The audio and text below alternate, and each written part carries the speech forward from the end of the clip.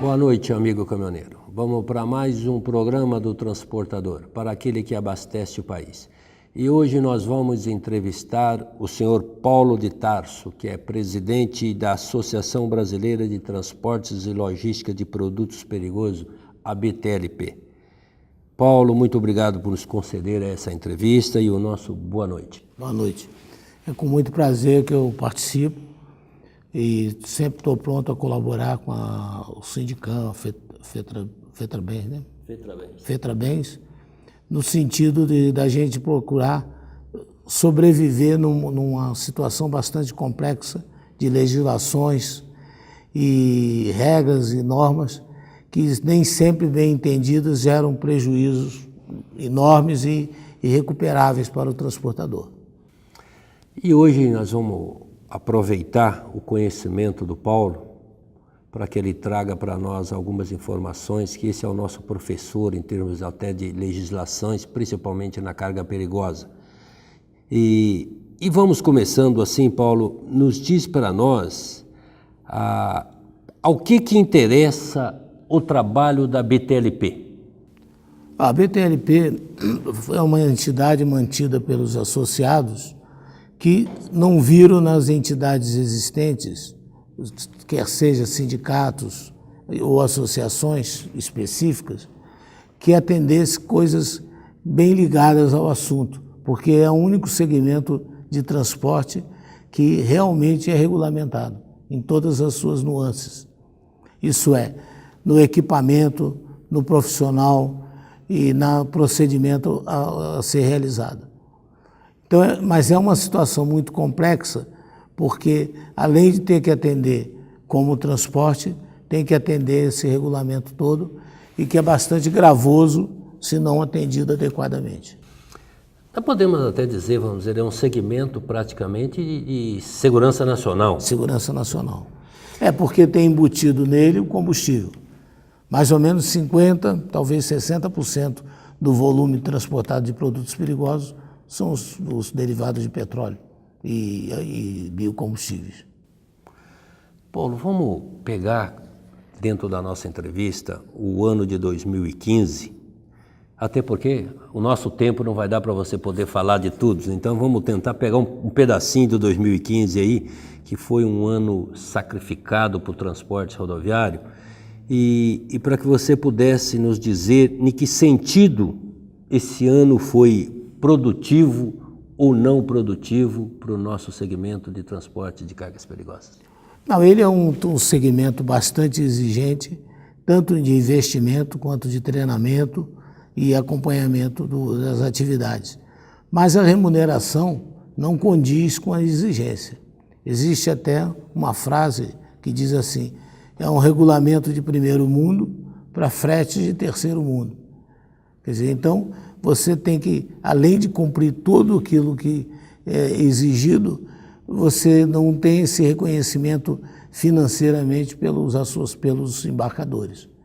Eles exigem porque eles também são punidos colateralmente, mas, em compensação, não reconhece isso na remuneração.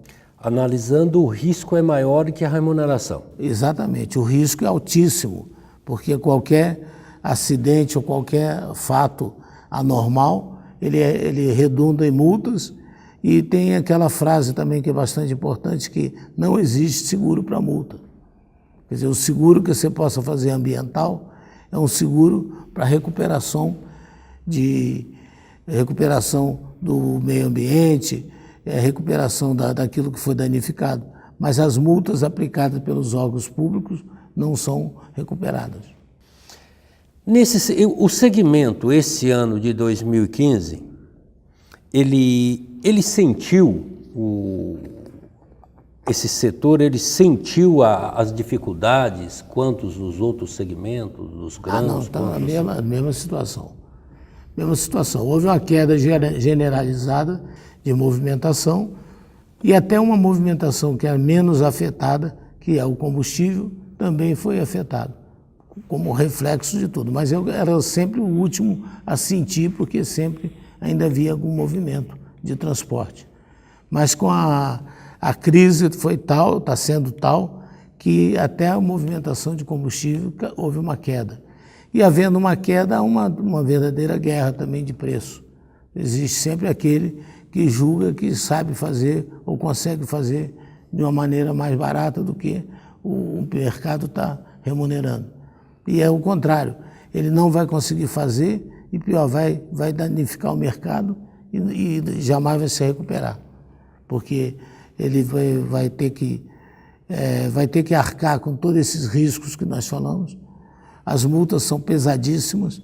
Muitas empresas que tentam entrar nesse segmento, quando veem todas as exigências e os riscos que eles estão correndo, preferem não entrar. Eu cheguei a acompanhar em alguma coisa no site que, principalmente em São Paulo, a Prefeitura de São Paulo, ela estima arrecadar mais com multa, inclusive, do que em cima dos caminhões-tanques, das cargas perigosas. Qual é o entendimento que você enxerga, já que estamos falando de multa e você está levando isso em dificuldade realmente, lá no finalzinho para o transportador? Olha, nós participamos de toda essa legislação. A legislação de São Paulo ela é extremamente ignorante e rigorosa. Por quê? É por passar no município de São Paulo. Então, a empresa tem que ter a licença por caminhão, por produto.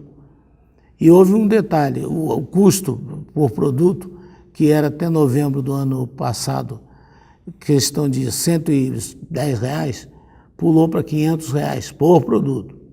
Quer dizer, se você tem um caminhão todo legalizado com tudo, mas aquele produto não está alocado naquele caminhão, você toma uma multa do mesmo tamanho, que é uma multa de R$7 mil para o embarcador, 7 mil por transportador, que geralmente o embarcador repassa ao transportador. Então, na verdade, é 14 mil. Se o transportador não pagar, ele não carrega a próxima Se viagem. transportar, ele se não pagar, ele não renova o licenciamento. Fica bloqueado o licenciamento no ano seguinte. E não daria, vamos dizer assim, para poder fazer uma unificação nessas licenças, para nós poder... Fala um pouquinho disso. Sim, na questão das licenças estaduais, foi uma batalha grande, nós praticamente conseguimos. Quer dizer, hoje o transporte interestadual basta ter a licença do IBAMA, a licença federal, que não custa nada. Só que essa licença, se o transporte for dentro do Estado, vamos dizer, origem e destino no Estado, tem que ter do Estado. Isso é um trabalho contínuo que a gente tem, porque muita gente não entende. Eu tenho da Bahia, eu tenho de Minas. Tudo bem, se o IBAMA te pegar no meio, você vai tomar uma multa do mesmo tamanho. Você bastava ter do IBAMA, não precisava ter da Bahia nem... Agora, o meio, quando você fala, seria o estado do meio entre os dois. Estado, qualquer estado. Se eu estiver do Rio Grande do Sul ao Rio Grande do Norte, basta do IBAMA. Tá, mas se eu carreguei para a Bahia, eu tenho que ter quais as licenças que eu tenho que ter? Da onde que você está carregando? Se eu carreguei em São Paulo. São Paulo. Você deveria ter a do IBAMA. E daí ela já seria única? Seria única. E jamais a de São Paulo, porque São Paulo nunca teve. São Paulo não tem? Não, o estado de São Paulo nunca teve. O único estado do Brasil que nunca teve tinha 26 licenças estaduais e uma municipal. Agora, a municipal é totalmente esdrúxula. Nós estamos na justiça, só que leva tempo. Está no Supremo, a gente possivelmente vai ganhar porque é inconstitucional. Não pode legislar sobre transporte, os municípios. Quem tem que legislar sobre transporte é a União. Então, o transporte dentro de um estado, ainda se o estado tiver, ele pode. Inclusive está tendendo os estados também de liberarem, não ter nem a dele mais. E se eu carregar no estado de Minas e for para a Bahia? Também é do IBAMA? Basta do IBAMA. Agora, se eu for carregar no estado de Minas e descarregar no estado de Minas... Aí, se Minas tiver licença, teria que ter de Minas. Tem que teria. E como o autônomo é acreditado dentro disso? Se eu tenho um cavalinho e eu estou engatado numa carreta de uma empresa e estou fazendo esse transporte, de quem é a licença? Não, aí a licença do IBAMA, você hoje, ela vai mudar, né? Mas não vamos falar do que vai mudar porque não mudou ainda. Hoje eu teria que é muito simples, por internet, incluir o cavalinho do autônomo na licença da transportadora. Um momento só, vamos para um comercial. O governo do estado está fazendo a parte dele para melhorar a segurança nas estradas. Mas muita gente ainda morre porque não usa o cinto de segurança no banco de trás. E as desculpas são as mais absurdas. Ah, qualquer coisa o banco da frente protege. O cinto de segurança incomoda, é desconfortável. A gente vai só até a cidade aqui do lado, não precisa de cinto. Cinto de segurança no banco de trás. Não tem desculpa para não usar. É obrigatório por lei e pode salvar sua vida. Artesp, Governo do Estado de São Paulo. Voltamos com o programa do transportador, para aquele que abastece o país, entrevistando Paulo de Tarso, presidente da BTLP. Então ele entra no relatório de frota. Entra no relatório de frota na mesma hora, imediatamente. Eu já faço parte e já vou me beneficiar daquela licença que a própria empresa de transporte já tem. Exatamente. Uma outra coisa importante é o seguinte, é que a licença que você tem, quer dizer, que a transportadora tem do IBAMA, hoje é por CNPJ, onde ele emite conhecimento.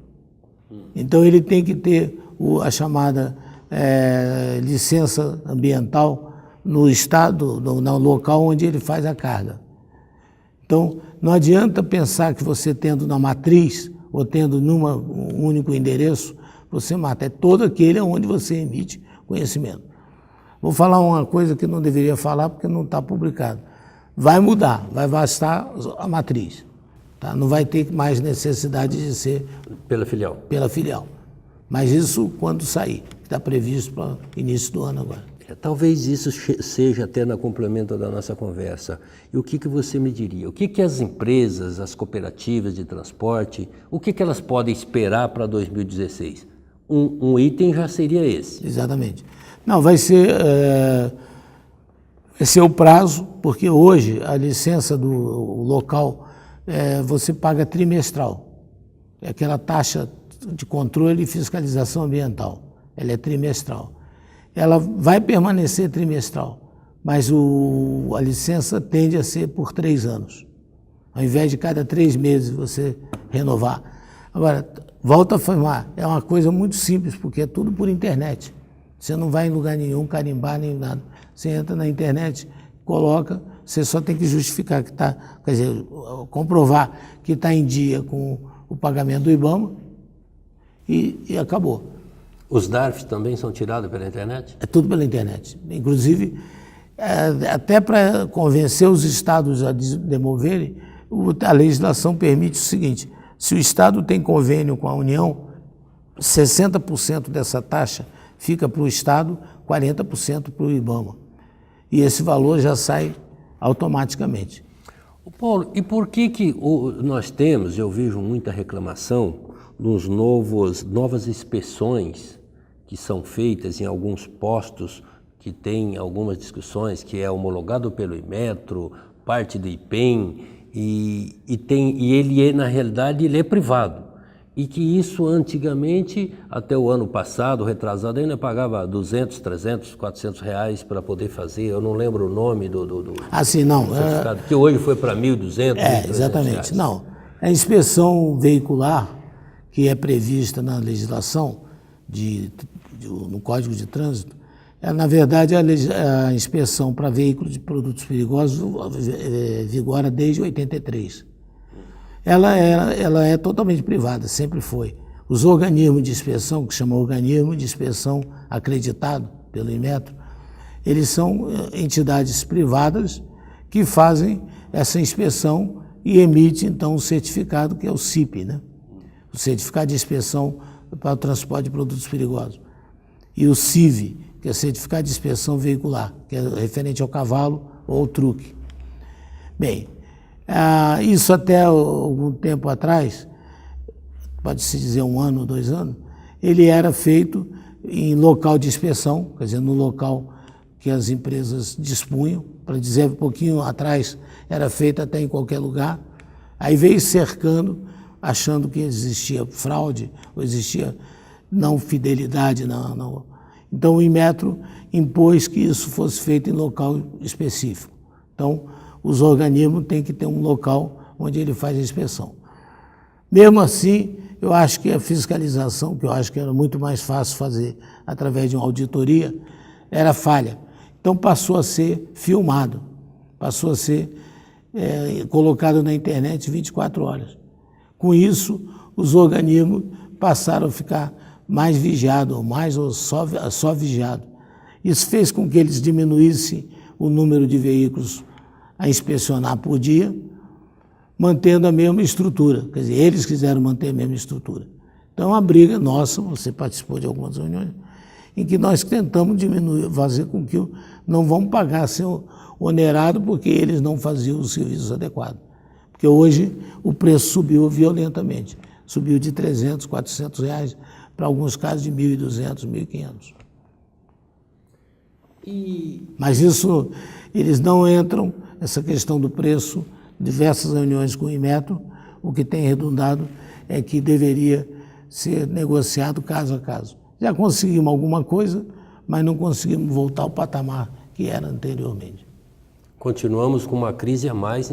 É uma crise a mais. Por ser cobrado em cima. Não, é uma crise, inclusive, dupla, porque ela, além de você pagar mais caro, você tem uma improdutividade, porque o número de veículos inspecionados por dia é muito menor. Então você tem uma frota maior para ser inspecionada. Tem muita perca de tempo para poder conseguir esse certificado. Exatamente. E você tem algum conhecimento que, se no Congresso Nacional, lá nossos legisladores, ele tem especificamente algumas legislação voltada para o nosso segmento, que agora eles começaram lá com o início até do marco regulatório. Então, você tem alguma coisa já encaminhado com isso? Não, o que nós tentamos fazer é encaminhar todos esses pleitos. Por exemplo, nós temos um pleito que seria de não ter a inspeção veicular do DETRAN para os veículos de produtos perigosos, quando os estados todos tiverem, uma vez que a gente já tem essa outra inspeção. Para que eu vou fazer uma outra inspeção, inclusive sendo que essa do Inmetro é teoricamente muito mais rigorosa, verifica muito mais itens do que uma verificação de DETRAN. Isso eu tenho um parecer favorável, aliás, recebi uma carta essa semana de novo, só que eles colocam o seguinte: enquanto não tiver regulamentado nos estados, não justifica ele já isentar previamente. Porque o que eu vinha pedindo é que saia uma declaração, isso eu consegui, de que a inspeção feita para produto perigoso isenta da inspeção DETRAN. Porque nós temos se você for colocar dentro do nosso segmento, nós temos calibragem, nós temos inspeção disso. Isso fora calibragem. Fala alguns itens desse aí para os nossos ouvintes ter conhecimento do que tanto que eles precisam. Principalmente se nós for transportar um químico hoje. Quais as licenças que nós precisamos? Não, a licença do veículo, né, do CIP, que se refere ao vaso, onde tem o teste hidrostático, tem a verificação de estanqueidade e tem uma série de itens. Além disso, você tem a veicular, falando só da carreta, que é a parte rodante e a parte de iluminação, freio, para-choque. E o cavalo você faz completo. Para você ter uma ideia, o cavalo são 160 itens. Se fosse efetivamente fazer, vai desde a integridade do banco até quinta roda, e tração, conjunto motriz, tudo tem que ser verificado. Então, inclusive hoje, o que o Inmetro faz? Isso geralmente acontecia que o cara em 10 minutos fazia. Hoje ele tem um tempo padrão, como eu falei, está filmado. Então, se ele vê que o cara está fazendo em menos tempo, ele pune o organismo com a suspensão, às vezes até descredenciamento. Até porque ele justifica que com pouco tempo não daria para fazer essa inspeção. Essa inspeção. E isso, o transportador, quem é que pega essa licença? É o transportador ou é o embarcador? O que ele tem que fazer perante ao embarcador? No momento que ele foi e carregou, ele só tem que demonstrar. Quais são os documentos que o embarcador tem que entregar a ele? O transportador. O embarcador tem que entregar para o transportador? Não, somente Só nota fiscal? Só nota fiscal. Ele não tem o transportador é que tem que apresentar o CRLV, né, que é normal, tem que apresentar o CIP, que é o Certificado de Inspeção para o Transporte de Produtos Perigosos, que se refere ou à carreta, ou ao truque, ou ao toco. O CIV, referente à carreta, que é a parte rodante, e o CIV, referente à tração. Tem que apresentar o certificado, a calibração. A calibração é a verificação volumétrica do equipamento, que vale hoje para cada 2 anos. Aliás, Isso é feito no IPEM. Isso é no IPEM, mas é dentro do Inmetro, tudo Inmetro, né? Esse, aliás, é um ponto que eu acho que já não tem dúvida, mas antigamente isso era anual e funcionava com a idade da frota. E nós conseguimos para que isso ficasse 2 anos. Hoje é 2 anos para qualquer que seja a idade da frota. Isso De calibração. De calibração? Calibração. Isso da capacidade do tanque. Da capacidade do mas tanque. se a pessoa tiver um tanque 90, aí 2 anos. ele dá 2 anos 2 também? anos, 2 anos. Ele já tem essas documentações. Não tem as portarias todas, Isso mesmo para o transporte de produtos claros, quanto gasolina, álcool também? principalmente. É porque os outros produtos não são por volume, né? Vamos para mais um comercial. Amigo caminhoneiro, o Jornal do Sindicam SP é o veículo de comunicação que leva até você os fatos e as informações da entidade que te defende. Com 50 mil exemplares, você pode encontrar o seu distribuído gratuitamente em todos os postos de combustíveis e pontos de paradas de caminhoneiros das rodovias no estado de São Paulo. Leia e participe.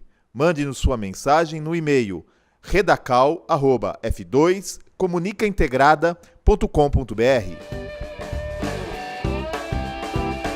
Voltamos com o programa do transportador, para aquele que abastece o país, entrevistando Paulo de Tarso, presidente da BTLP.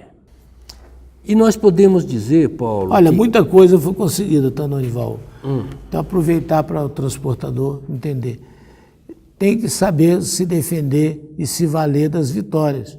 Por exemplo, antigamente tinha um erro no texto que dizia o seguinte, que para transporte de produtos de aviação tinha que ter dreno. Eu tinha conhecimento disso. Tinha que ter dreno. Os IPEs entendiam que para que não era, se não fosse aviação, não podia ter dreno. Não era isso que estava dito.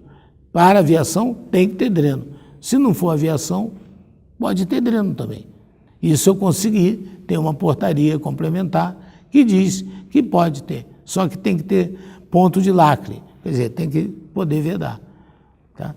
Mas porque era uma interpretação errada. Porque na aviação, como você tem que verificar a existência de água, alguma coisa, você obrigatoriamente drenava. Só que acontecia um fato assim louco, né, que eu acho que é bom só para ilustrar.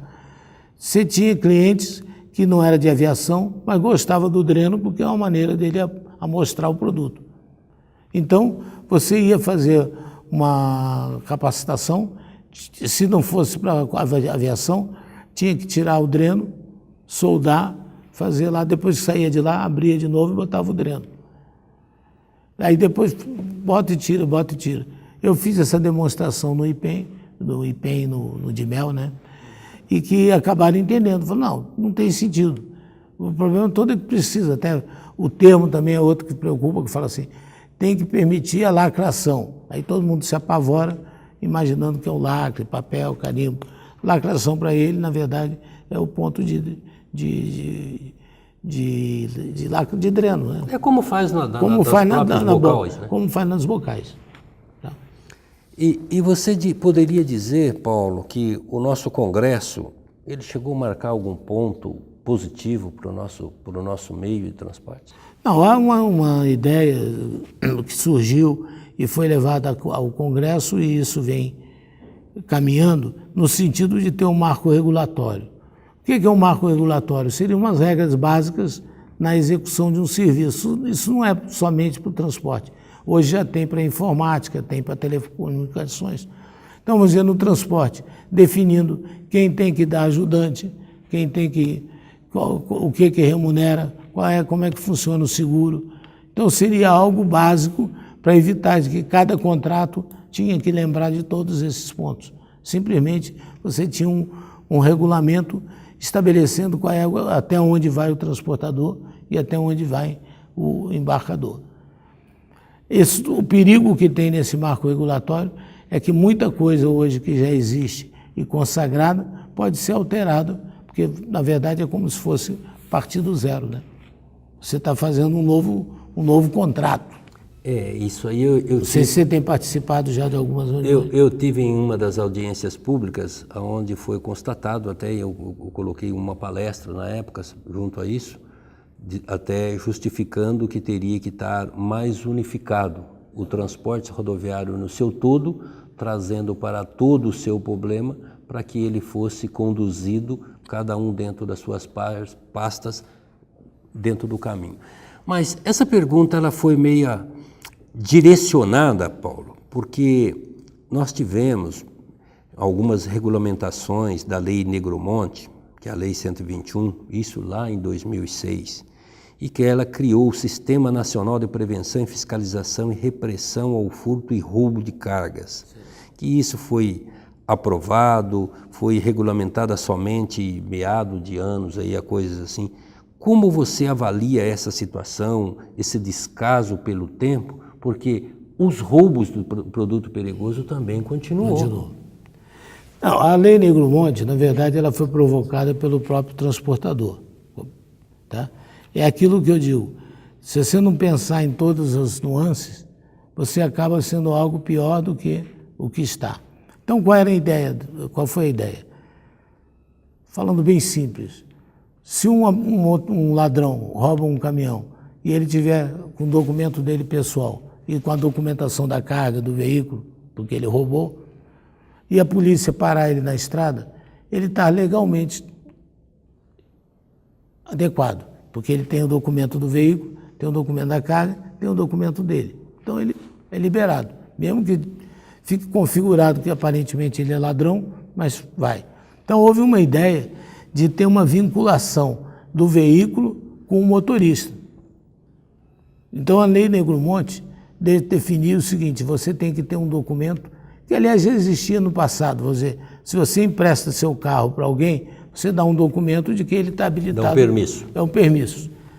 Só que o impasse, não sei se você chegou nesse ponto, é o seguinte, enquanto a Polícia Rodoviária entende que esse documento tem que ser um documento passado em cartório, outros acham que basta ser uma declaração do proprietário ou do encarregado da empresa. Pô, se você durante a noite trocar o cavalo, trocar a carreta, trocar o motorista, você teria que ter um cartório do lado para fazer um documento. Então fica aquele. E se for um documento pelo um procurador da empresa, ou do dono do veículo, pode ser falso, como talvez do cartório também fosse. Então o impasse que tem é esse, eu já vi 20 tentativas de regulamentação, agora recente, você está falando sobre essa, que deram 60 dias, né?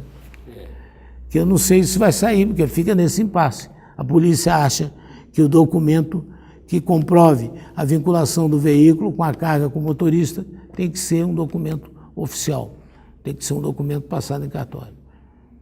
E o transportador vê nisso uma dificuldade, né? A seu modo de pensar, você que é o nosso professor em certas legislações, o que você diria se você fosse o diretor que assinasse isso? Ele seria cartorário ou ele seria... Não, eu faria, tendo acompanhado uma procuração para aquele que assinou tenha autorização para assinar esse documento. Porque aí ele valeria. Ele teria um permisso mais uma procuração já autorizada, já via cartório anterior para poder acompanhar. Ótimo. Paulo, infelizmente nós estamos chegando no final de um programa. O assunto ele merece uma extensão muito maior, mas nosso tempo é pequeno e eu queria que você fizesse uso das nossas câmaras e fizesse as suas considerações finais. Olha, eu fico à disposição, a BTLP está sempre à disposição, inclusive talvez não num assunto tão amplo, já outras tentativas nós fizemos em alguns eventos, eu colaboro com bastante satisfação com a FETRABENS, com aquilo que for solicitado, mas talvez um assunto específico, por exemplo, documentação, que é algo importantíssimo e que é desconhecido. Continuamente a gente é abordado na empresa para saber quais são os direitos e deveres.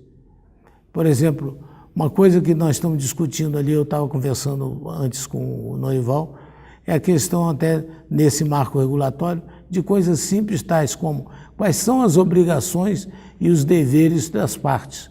Por exemplo, está claro na legislação que quem se responsabiliza pela carga do produto é o embarcador e pela descarga é o receptor. Só que ele realmente repassa. E ao repassar, você está assumindo uma responsabilidade que você não tem remuneração para com ela. Agrava ainda isso na carga geral, tipo, acontece que a empresa, talvez para evitar de ter um número enorme de pessoas trabalhando lá dentro, fazendo carga e descarga, ela contrata uma empresa em que quem paga por o uso dessa empresa é o transportador, sem direito de comando, sem disciplina e com mais. Todas as perdas, se uma carga dessa é danificada, é perdida, quem paga é o transportador, que não foi quem contratou, quem estava manuseando. Então eu acho que é um negócio bastante complexo, eu me coloco à disposição, talvez até aproveitando a ideia da TV, fazer programas específicos. Vamos falar hoje sobre legislação ou sobre documentação. Então é fazer uma apresentação talvez até mais ilustrada, mostrando os documentos que realmente precisam ser portados. Nós vamos aproveitar do seu tempo e do teu conhecimento para uns próximos programas, nós vamos fazer ele aí realmente para poder levar ao público o que nós precisamos mostrar. E vamos aqui terminando mais um programa do Transportador para aquele que abastece o país. E aproveitamos aí com esse conhecimento, essa entrevista com Paulo de Tarso, que é o presidente da ABTLP. E o nosso boa noite.